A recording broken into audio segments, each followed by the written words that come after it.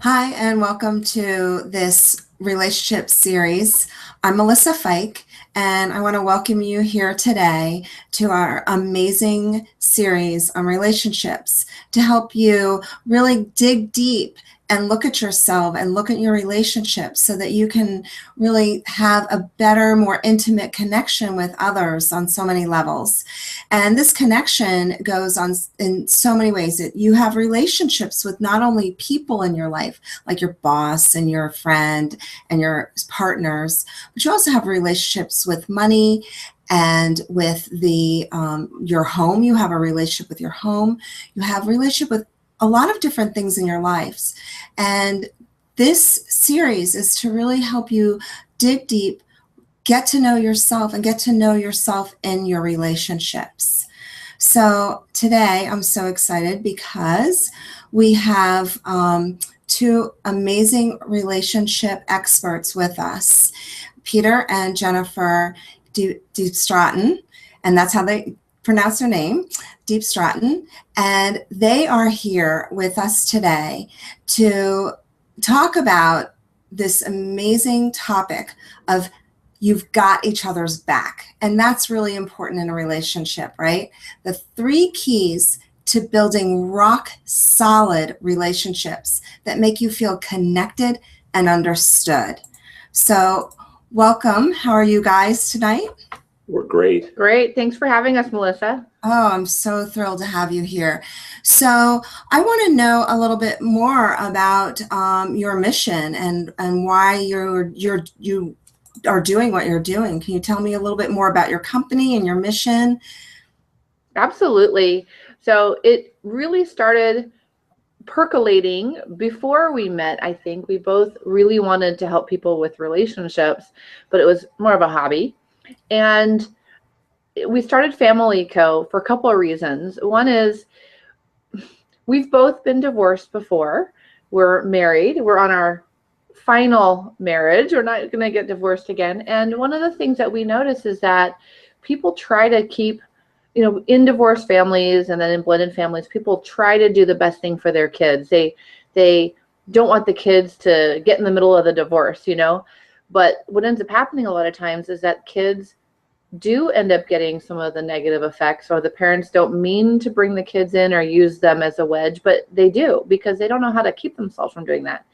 So in our story, my first husband and I, we had a 12-year-old, we had a son that was, at the time he was 5 when we split up, and we really had to work hard to have that relationship be amazing and solid and not let our personal differences get in the way. And now, 7 years later, we have a very, very good, co-parenting relationship. And the most amazing thing is Peter's been my partner in that. Every month we have to do our calendar to figure out, where is our son going to be? Is it my house or at his dad's house? And my ex-husband will come over for dinner. Peter will make dinner and he'll come over. We'll sit at the dining room table and we'll get out our computers and sync our calendars together. And my son will sit on my lap. He'll go and sit on Peter's lap and say, I love you. He'll go over to his dad's lap and say, I love you. And there's nothing weird about it. It's extraordinary to me. It's like a testament to how much growing we've done in our relationship, that our son can be that free, that he can go, and not worry that one parent's going to be mad or jealous or any of that stuff. Yeah, we've even with Greg, her former husband, we've had conversations with him. Jennifer and I have had 2 children also with us Together. And we've had discussions with him that if we were to ever die for some reason, plane crash or whatever that is, that we would want him to have the 2 other sons to be with Dylan. We've actually openly had those conversations with him. So we really look out for the kids. That's why we do this. Yeah. So we started our work because we thought, what if people had a new idea of what family is? What if family really existed regardless of the situation or the circumstance, whether you were still married or you were divorced or you had different religions or you lived in different countries, or somebody did something wrong in your family? And what if it was still family? What if it was still love? And so we started off in our mission to actually change what it means to be in a family for people and have it transcend differences. Yeah, and since the parents are the ones that are leading the family and in charge of the family, that's where we do our work in. Yeah, we focus on our relationship work focuses on the parents, on couples who aren't parents, and having their relationships that really match what they think is possible and what they'd like to have, and that they can be the highest version of themselves in their relationship, because it flows all throughout the whole family and to the kids and to everyone around them. That's a really progressive view. So I'm curious, did you have any models or people that were able to model this for you or show you the ropes here, or did you figure this all out on your own? We wish. We wish there was an instruction booklet somewhere.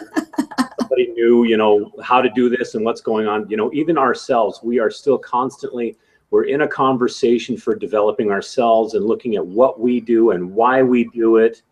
And is it complementary of our relationship, or is it hindering our relationship? So we're constantly in the exploration of this too.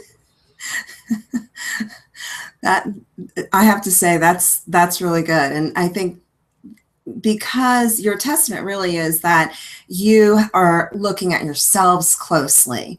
And what I'm hearing you say, if I'm understanding correctly, is you're looking at yourself and that you see that how you act and react to those around you is how your sons are all going to, right? I think you have sons. I don't know if your baby's a daughter, but how they interact with the world and how, so they feel safe, because if you don't make them feel safe, they won't feel safe in their environment.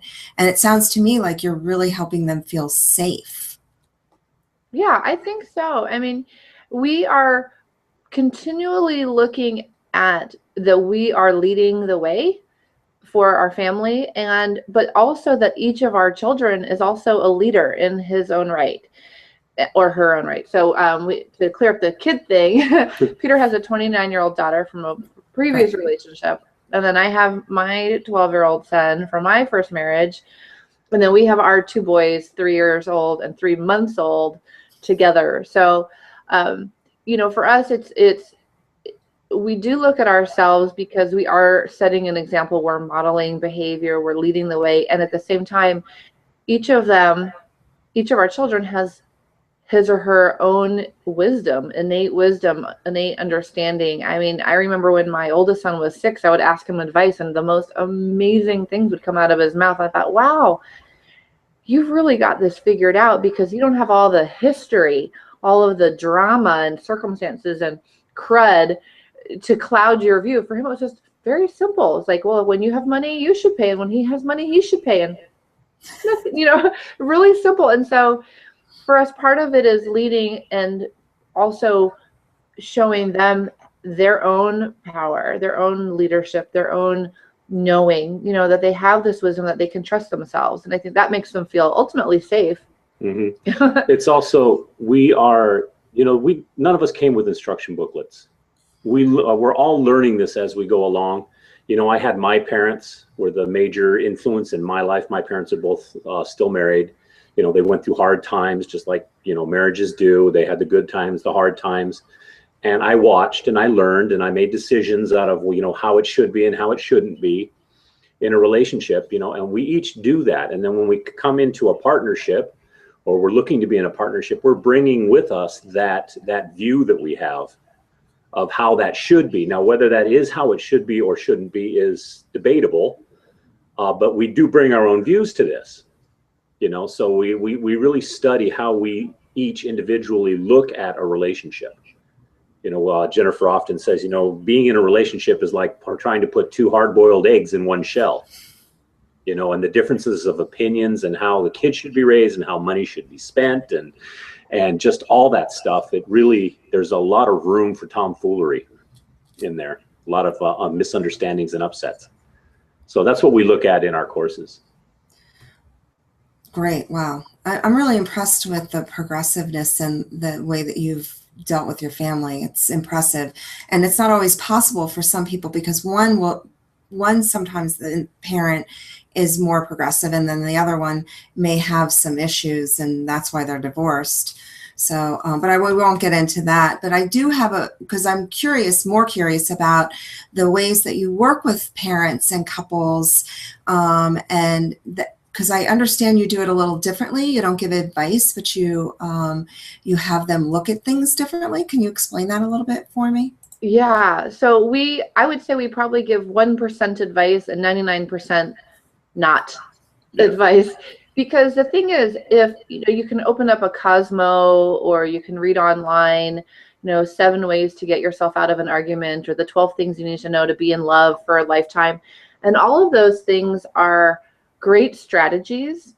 But the problem is, if you get into an argument and you read this article of the 7 things you're supposed to do to get out of an argument, like in the middle of an argument, who's going to remember that? It's like, oh, hold on, before I yell at you, let me go get this piece of paper out of my desk and follow the steps. It doesn't happen that way. So the issue that we have with advice and strategies to have great relationships is that it's not embodied. There are too much things to do and remember. Whereas if you actually see a situation in a new way, like maybe you've been arguing about where to go on vacation. Brilliant. We're going through this one right now. We're going on vacation tomorrow, so it's a perfect one. So maybe you can't decide where to go on vacation, and maybe that's an issue. He wants to go here, she wants to go there, and you know that you should get out those 7 steps to fix the argument or not get an argument, but it doesn't work. So then what do you do? Well, what you need to have is you need to be able to see the situation differently. And what I mean by that is that if you ever notice when you find out information that you didn't have before, that it totally changes your behavior. Like, oh wow, I never realized that before. Wow, I'm never going to do that again. And so that's the effect our training has on people. So I'm going to give you an example. Okay, I have a prop. Okay, so imagine here's a coffee mug. It's just a regular old coffee mug, and imagine I'm going to hand it to you, and you're going to reach out and grab it. So reach your hand out like you're going to take my coffee mug here.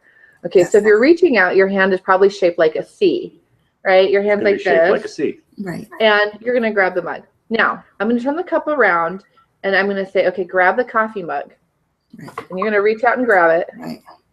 Okay, and now your hand is shaped more like a hook, right? You're going to grab the handle. You can grab the handle. So here's the question. Did you think about your hand? No, not at all. No, right? You just automatically reached out to grab the cup. Yeah, your view of the cup gave you how you dealt with that cup. So in other words, how you saw the cup was immediately and automatically related to your action. You didn't have to think about the action. You didn't do anything. You didn't compute, oh wow, now the cup has the smooth side toward me, so I should shape my hand like a C, right? You just automatically reacted. And so in relationships, we have a certain way that we see our partner, or we have a certain way that we see a situation, and we automatically react. We are not thinking people. There is no thinking happening. And so for you to not have an argument, it's one thing to have a bunch, list of 7 things. It's a whole other thing to see the argument in a completely new way that permanently ends the argument. That you actually start laughing at arguments. And that's what we aim to do. Because they're silly. They really are. I mean, when we argue, which we still do, we're not perfect, but when we argue, it doesn't take very long before we start laughing, because we just have this whole other view of arguments now. It's like, what are we doing? It's like ridiculous. And the issue becomes just a non-issue. So I guess I'm a little curious about one thing. When you're saying that you have to pull in a new perspective, I was wondering how do you teach somebody that? I mean, I get it, I understand it, but how could I teach like my husband for him to get a new perspective? How about you help me with that one? Well, the first key is to not try to have your husband get a new perspective. That's the first key. Because it never works. It'll just upset him. It doesn't work. You're trying to fix him in that moment, and that means there's something wrong with him.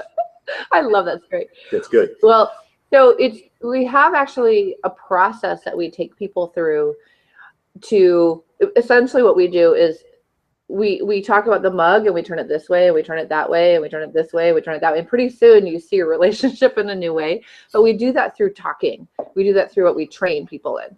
So you want to do a little example? Sure. For her? Okay. Would you want us to do an example? Yeah, Or I can either give you an example or we can talk about a little story of one of the clients that we had. Why don't you tell a story about it? Because that kind of helps everybody get a good idea. Okay. So there was a woman that called me and she said, Jennifer, I'm so upset because my husband and I carpool to work every day. And we love going to work together, but he does this thing and drives me crazy. He sets his alarm clock to go off and he hits the snooze button. And then he sets it again and he hits the snooze button and he hits the snooze button. And finally, 5 minutes before we're supposed to leave to go to work, he gets out of bed and jumps into the shower. And then we end up getting in the car and we're late for work. And she said to me, this is the real kicker. She said, I don't know how many times I've had to tell him it drives me crazy to be late to work. Why doesn't he get out of bed? And she said, every once in a while, we'll have a huge blow up. I'll yell at him and he'll say, I'm so sorry. I understand. It's really important for you to get to work on time. I'm so sorry. I won't do it again. And 2 days later, guess what? It's happening again. Doing it again. Does this sound like anybody's life? I don't know. Right?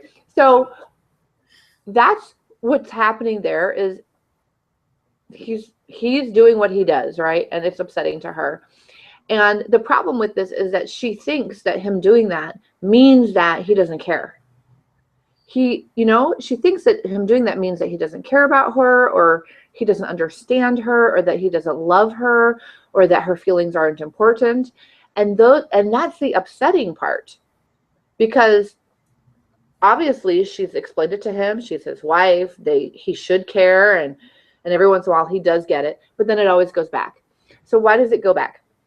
Well, she and I had a conversation and we worked through our process. And what she saw really is that he doesn't see getting to work the same way she does.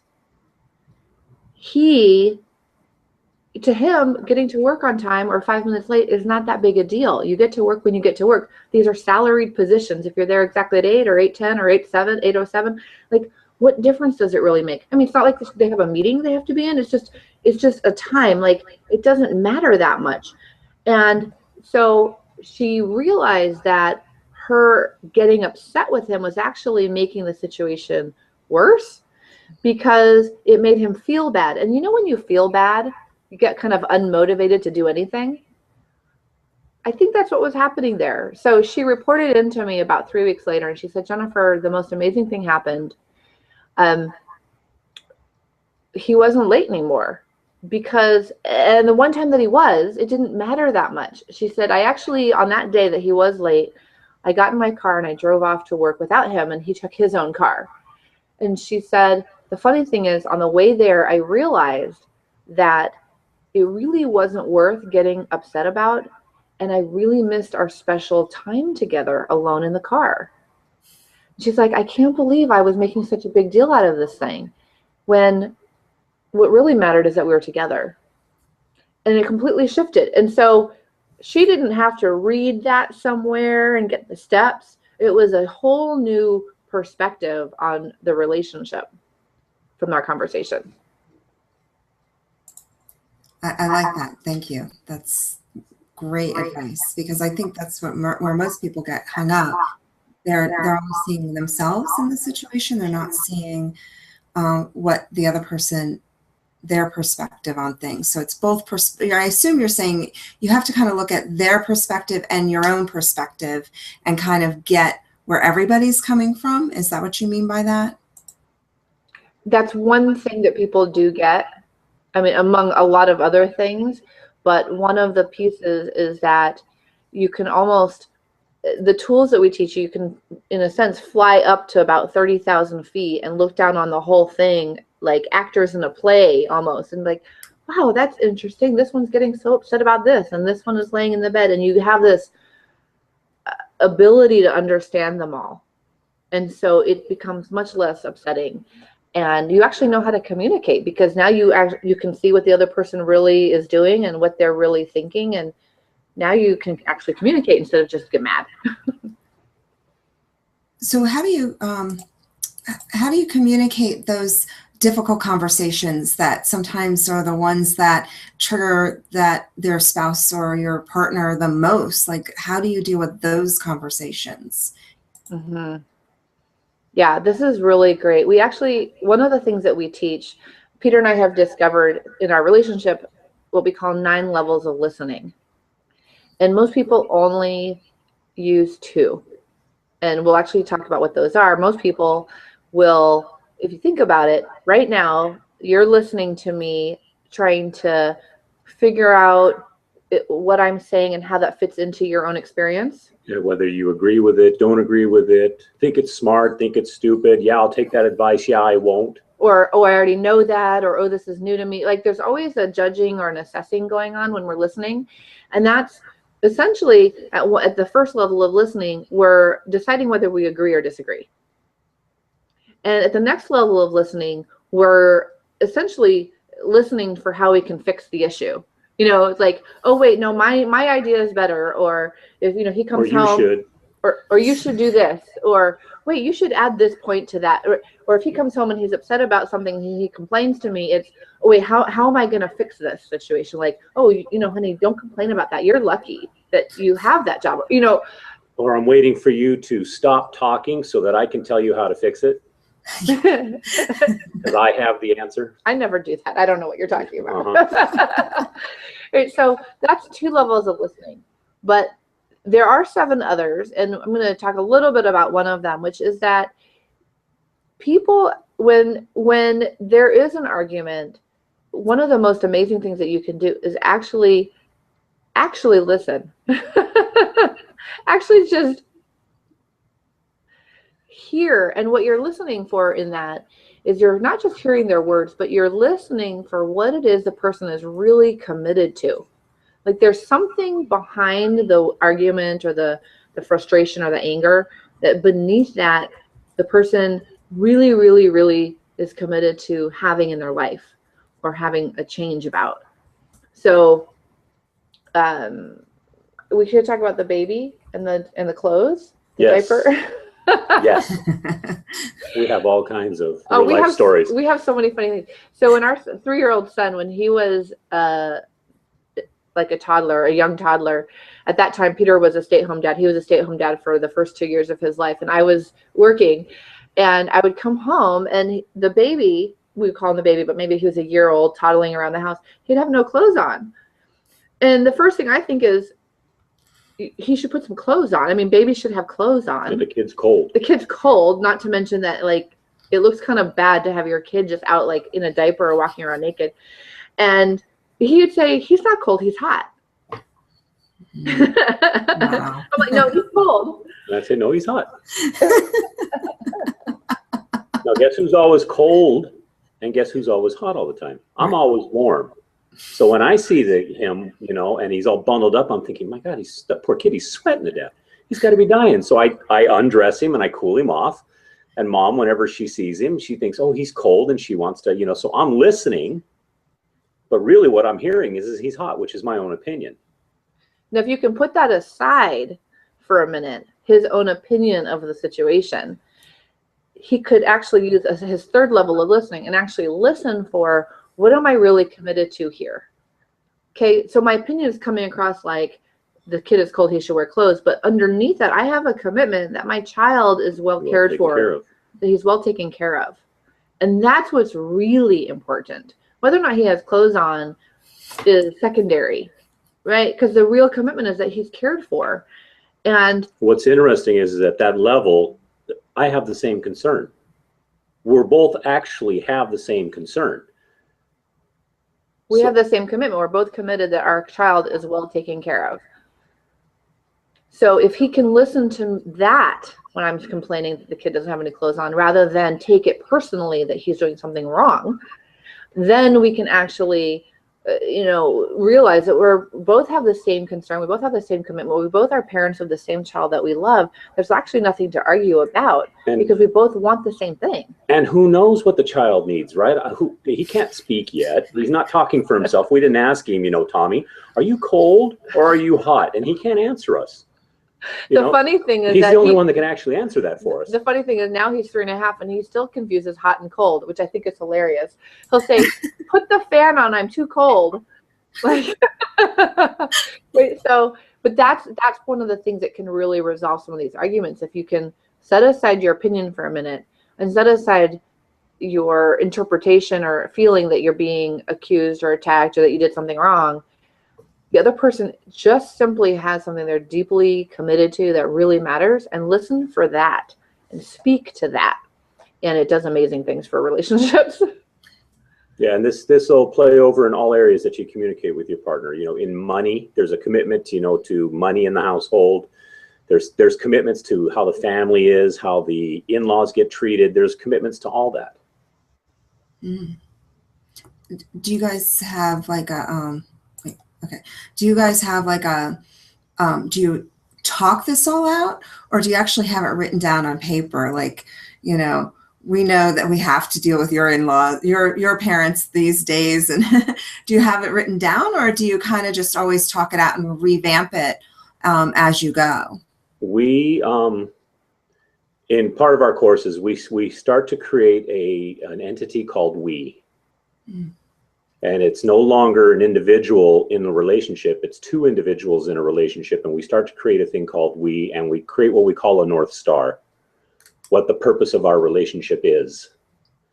And the purpose of our relationship is empowering partnership. And inside of that, everybody gets left empowered. And it doesn't matter who they are. It could be my, ex-wife. It could be anyone in our relationship that we deal with on a daily basis, and they will be left with the, from the intention of empowering partnership. And we created that ourselves. We call it our North Star.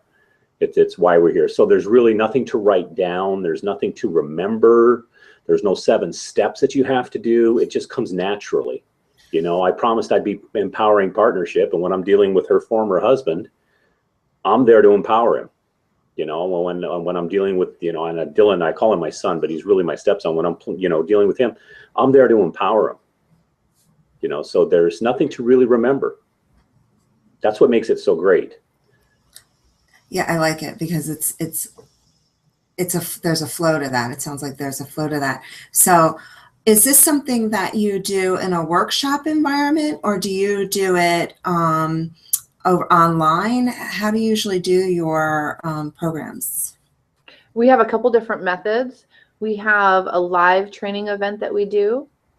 And then in person, we usually host those in San Diego. And then we also work virtually. So we have clients from really around the world. We meet on Skype or on the phone.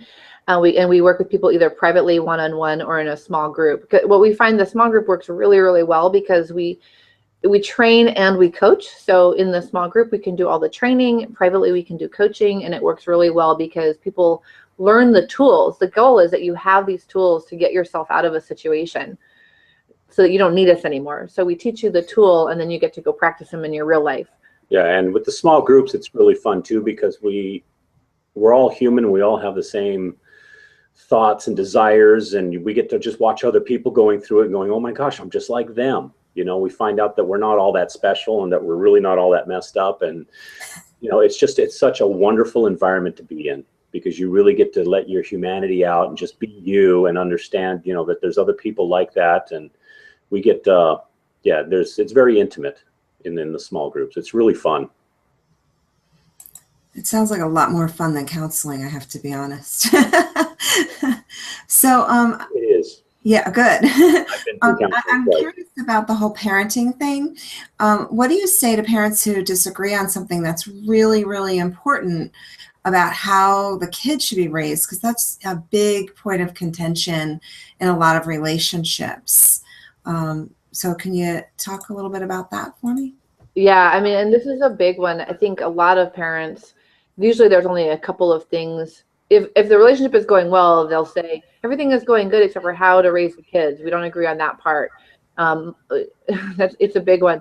Unfortunately, when you don't agree on something, the conversation tends to stick around. It's like the argument just resurfaces and we agree not to talk about it, but it's not actually resolved. You focus on it. And when the disagreement isn't resolved, it affects all of your relationship. It affects your sense of trust, it affects your sense of intimacy, it affects whether or not you feel like you're loved. So for us, having a totally clean space between us, nothing in the way, nothing that we're holding on to or upset about, is really, really important. It's, by the way, the secret to having a really good sex life. And so the kids is, a lot of times parents will say, he doesn't back me up, or we don't agree on this one thing, and we have to present a united front. That's probably the most common thing we hear people say. They say, we have to present a united front. It's this idea that you and I have to agree, otherwise our kids are going to grow up screwed up. Mm. And there's a couple of things we want to say about that. One is that a united front, as soon as you say the word united front, it's actually a term used in warfare. It's you and your partner in war against your child. Ouch. Right? United front it's actually a war term, or we are united on our front line, and that's how we're going to keep the enemy away. So in a family situation, if I have to have a united front with my other parent, then that means we are going to have a front line against our child. Not the dynamic we want to have in a family. So the instant we think, we have to unite on this topic, we know that we're just in the wrong paradigm, or not wrong, but in a not very constructive paradigm, because we are creating a war.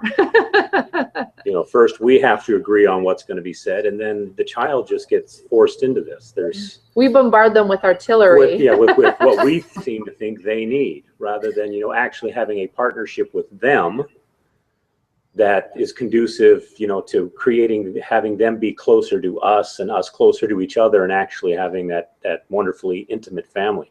Yeah. So when we're arguing, that's how we know that it's devolved into this sort of warlike experience, because, I'm trying to get my point across and I know what's right for my child. And when that happens, the child they're not empowered. They're basically have to submit because they're smaller.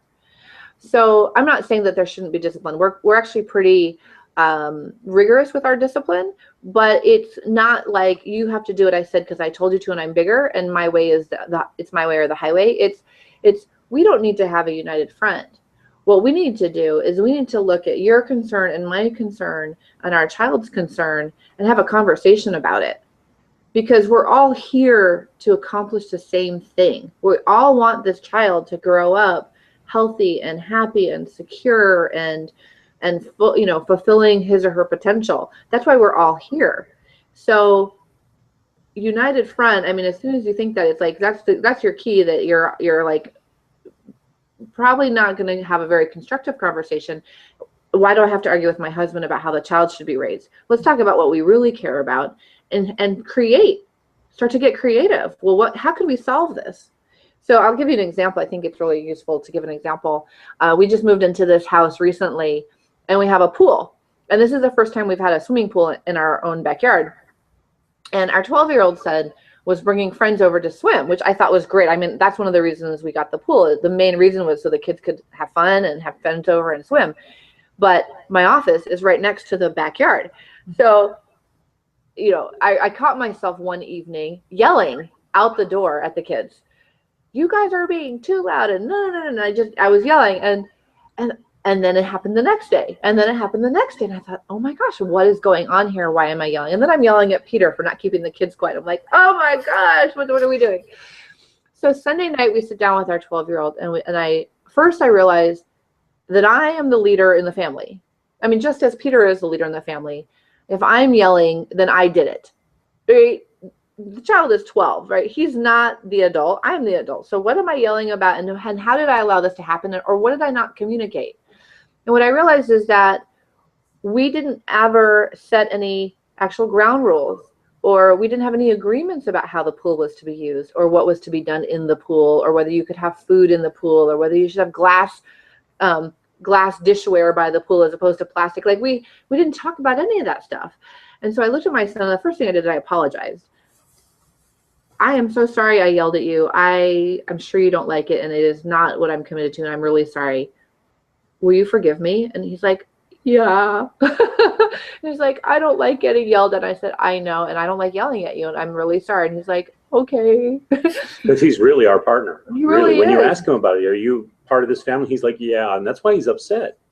Because he doesn't want to get yelled at either. I mean, who likes that? He's just doing what he does. He's just being a kid, and all of a sudden he's getting yelled at. So then we started to have a conversation, which was, there's certain things that we should talk about. We should talk about the pool because there is some potential danger there. There's other people that live in the house besides just you. And what do you want to get out of using the pool? And so he talked about that, and we talked about what we wanted to get out of him using the pool and us using the pool. And then we started to talk about our concerns. One of his concerns was he didn't want to get yelled at. One of our concerns was that he was safe.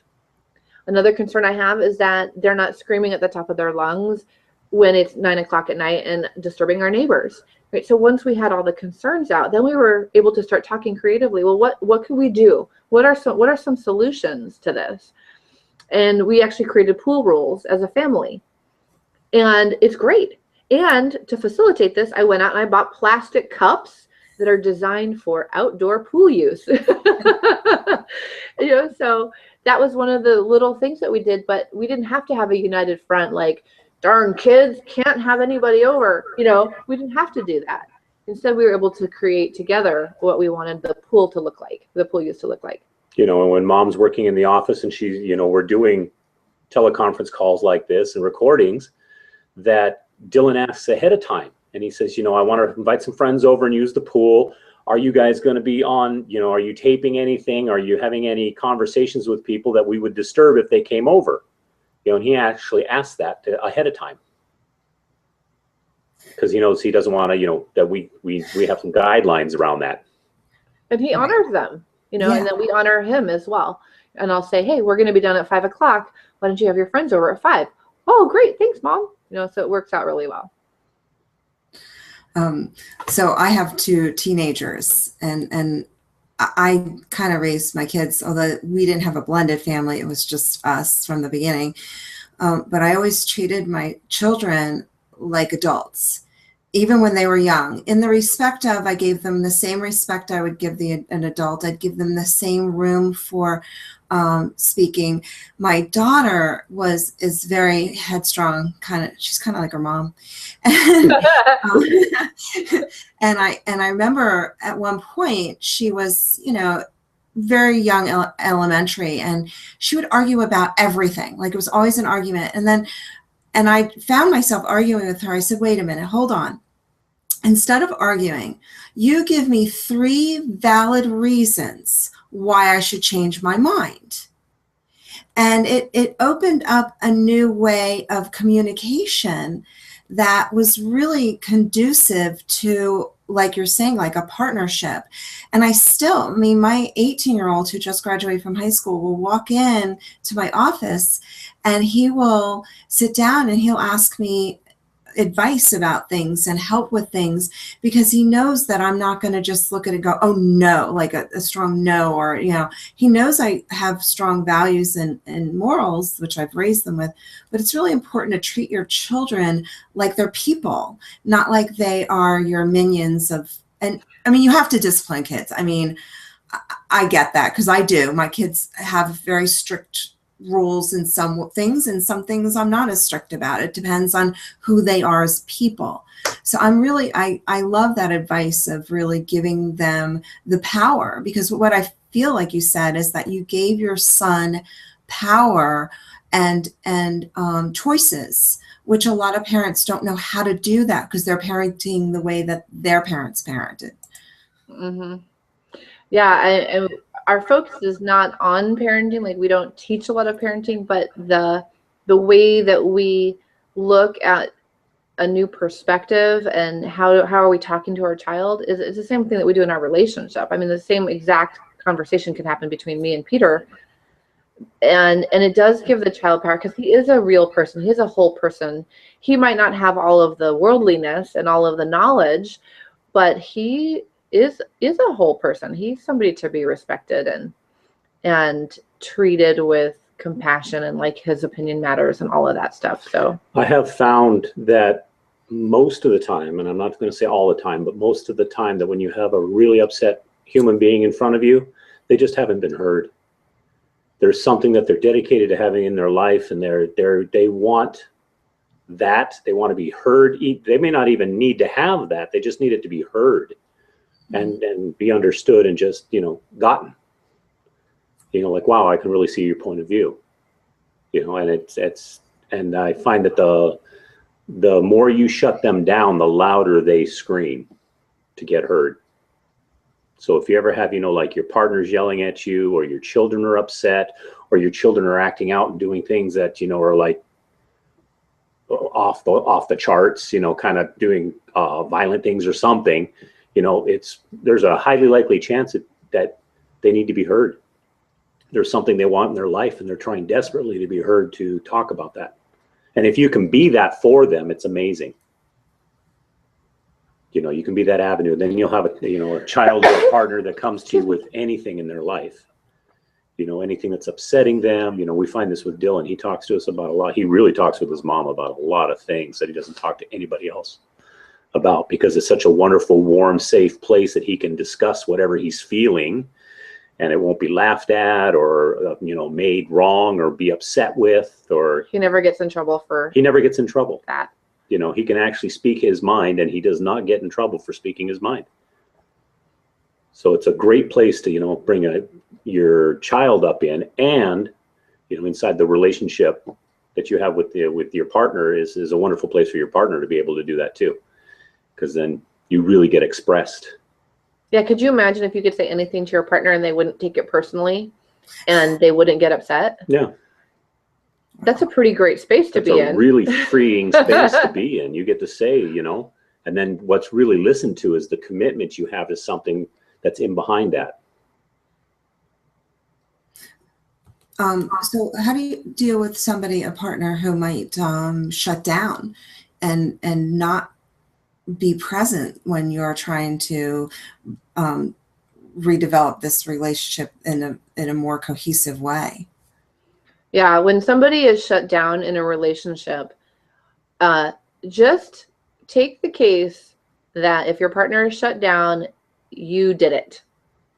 And that's not to say it doesn't take two people to have a relationship, but if you wait for him or her to open up, you're going to be waiting a long time, because it's simply, for whatever reason, not safe for them to open up around you.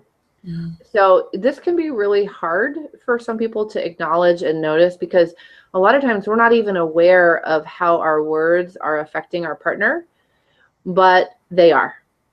Especially in a marriage or a romantic relationship, your partner's view of you, their opinion of you, what you say to them. I mean, it's so important that if your partner shuts down, just take it from me. You've said some stuff, and probably for a long time, that is really making them feel bad. Yeah, it's not safe to talk. It's just not safe to talk to you. Yeah.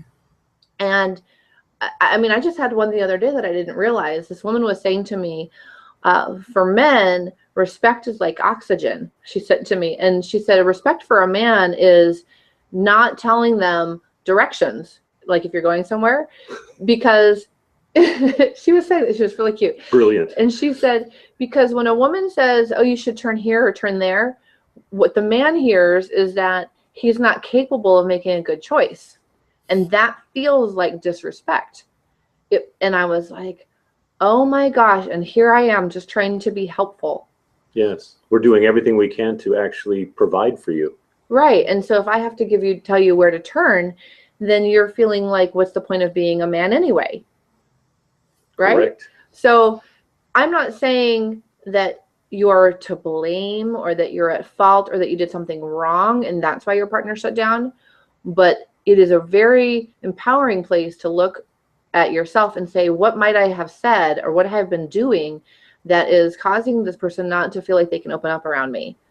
And I promise you, it's something like you thought you were being helpful, but they heard it as criticism. It's something like that. And if you can let that go and actually, apologize or find that, really great question is lately I've noticed there's been a little distance between us. How come?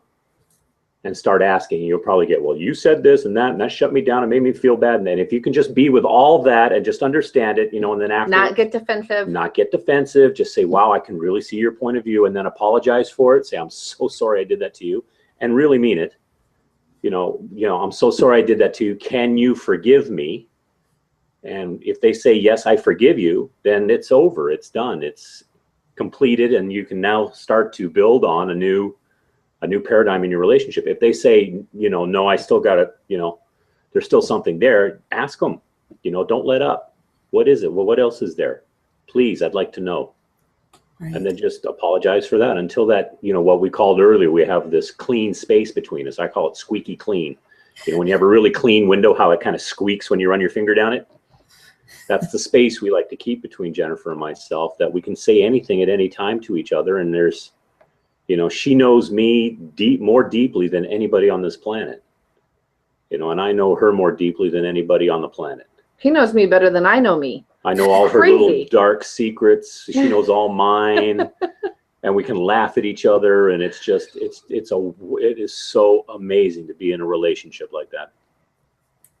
That's exciting. That's really exciting. And I commend you guys, because I've been married for long. I've had to learn to communicate with my husband differently as we've grown up. I mean, I married him. We both got married in our late 20s, but how I communicated back then is totally different how I communicate now, and him as well. We've learned to communicate better through the years. So it's a process. But I wish I had talked to you guys years ago. It would have saved me time.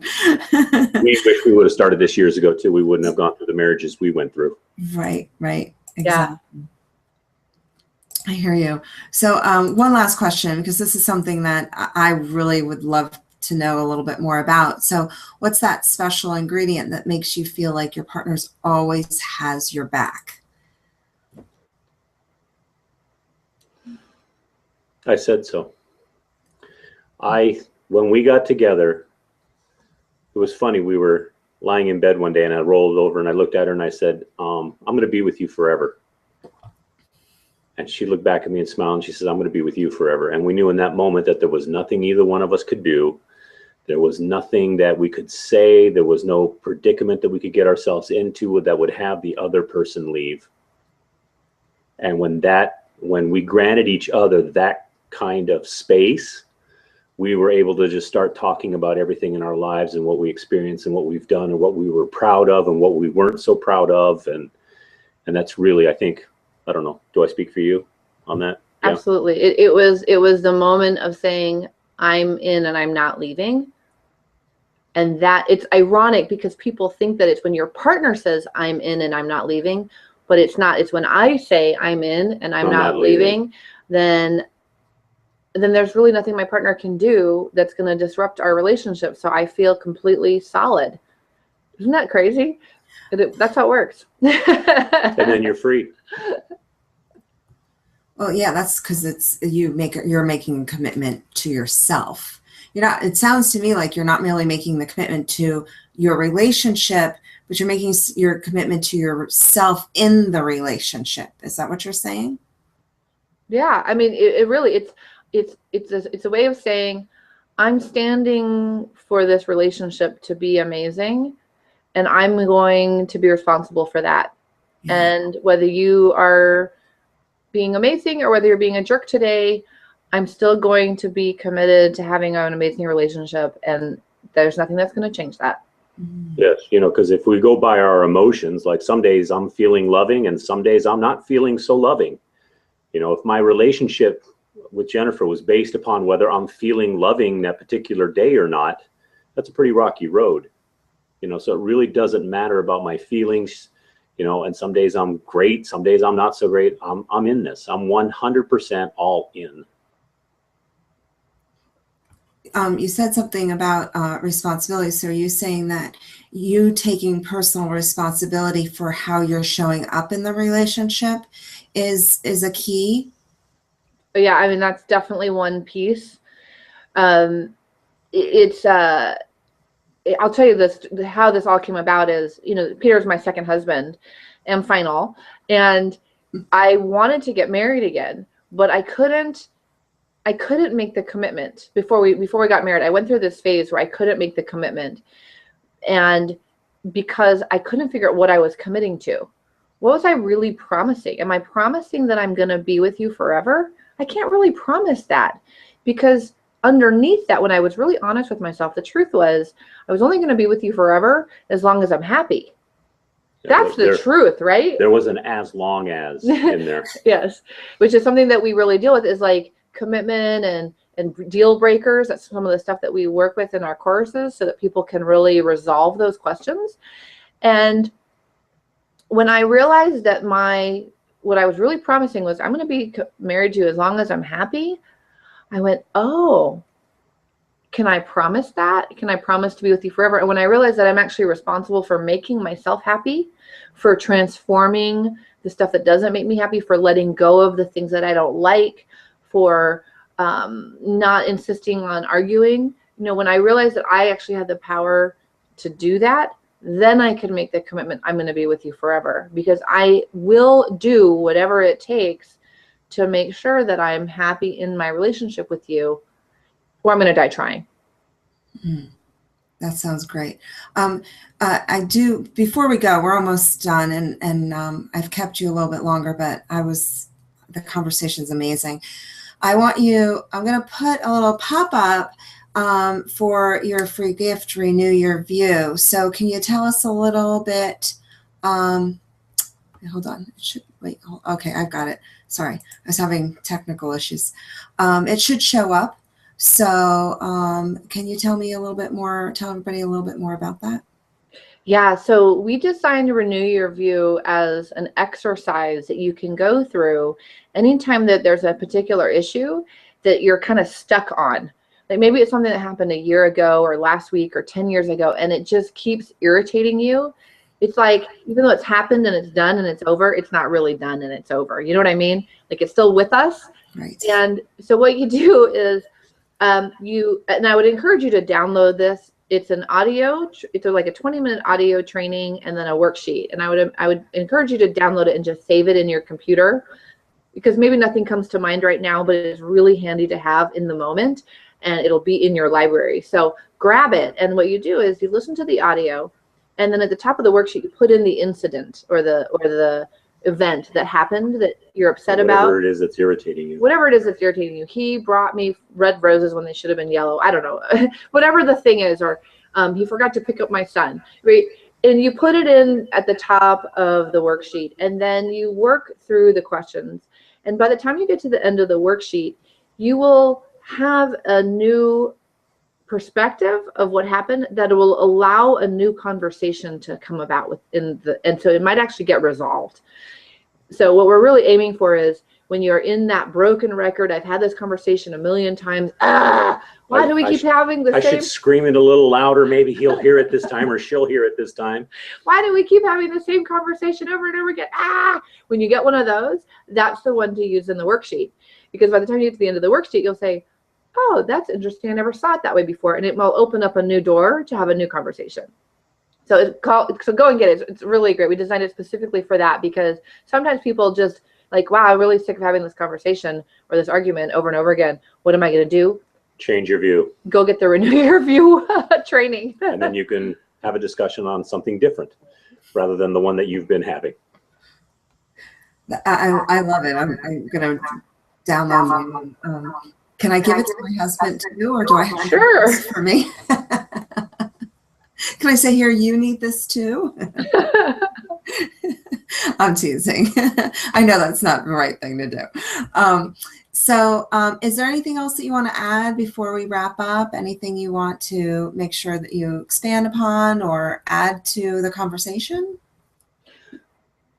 Oh, there's so much. Oh, I have one. Go ahead. Okay, I think it's really important for people to remember that there isn't anything wrong with them or their relationship. I think when we get into arguments, or we feel bad, or we say things that we don't mean, that we start to feel really bad, and we feel like we're not good at relationships, or we feel like picked the wrong partner, or that we're like the relationship is the wrong relationship.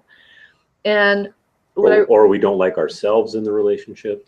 You know, what we're saying we really don't like. It's like, oh gosh, I wish I hadn't said that. And what I want to say to that is that what we've seen talking to lots and lots and lots of people is that we all have similar things that we go through. And it's not because we're not good at relationships, and it's not because we're in the wrong relationship. It's because there are things about relationship that we're just not educated on, that we don't get trained on. I mean, there's nothing about relationships in school. You know, there's this thing called socialization, but nobody's actually teaching you how to actually communicate. And a lot of us don't have great role models for relationships either. And so there's nothing wrong with you. And it's just like, you get a personal trainer because you want to be more fit. Get a relationship coach to be better at relationships. There's no shame in it. There's nothing wrong. It doesn't mean there's anything wrong with your relationship or with you. Just means you're human. A lot of people need more relationship coaches than they need like a therapist. They actually, sometimes therapists don't, I've noticed people who go through some therapy doesn't always help their issue. And they're usually there, that's their last resort. But if they're in the middle road and they can still work on things, a coach is really, I agree with you, the best way to go. Yeah, I mean, the hard thing about therapy is no relationship got better by complaining about each other for an hour a week. It's not great, but we don't do that in our coaching. We're really looking forward and giving you tools that you get to practice. And so there's not a lot of focus on trying to fix the stuff that's gone before. It's like, let's move forward. Let's focus on where we're going and on how to communicate now, as opposed to rehash the past. Yeah, and we'll also focus on you, not your partner. Because we have it that each person in the relationship is in charge of that relationship. So we will deal with you and how you are in relationships, because what you do, it has a effect over there where the other person is.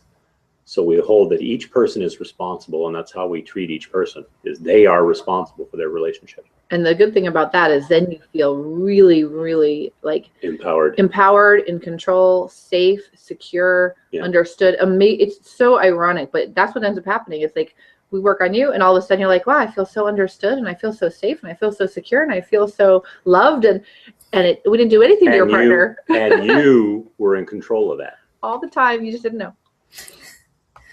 I actually think that people should really take that personal responsibility piece and use it in all of their relationships. Yes.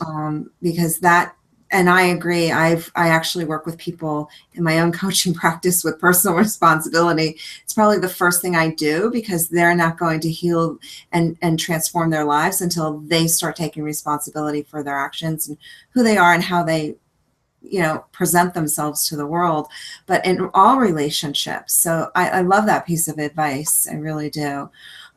So I want to thank you both. Oh my gosh, Jennifer and Peter, it was been a pleasure. And I just love your dynamic. And I think you have such an amazing, fresh perspective that so many people need to hear and so many people could use. So can you just tell us again, can you give us your website and how to get in touch with you?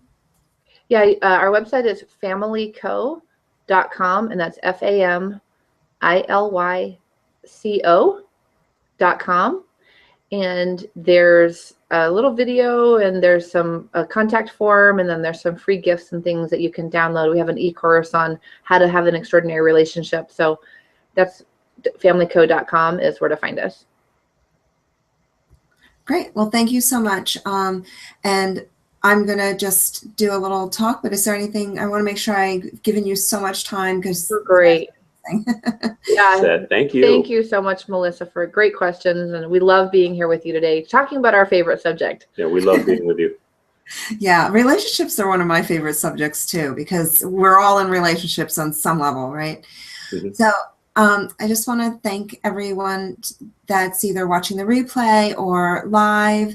And if you have any questions or concerns, or you want to talk to any of us, please contact Peter and Jennifer, or you may contact me at Melissa Fike at FEICK.com. And I also do free intuitive coaching clarity sessions if you're interested in speaking with me about working on yourself. I do more personalized coaching, and they do more connection and I'm sure you do personal coaching too, don't you? One-on-one, like a woman or a gentleman who might want one-on-one coaching. Yes. Yeah. Awesome. I just want to make sure that we're clear on that. Okay. Well, everybody have a great day. Take this information and utilize it in your life and really live your life to the fullest so that you can have really authentic, intimate, connected relationships in your life. And have a great day.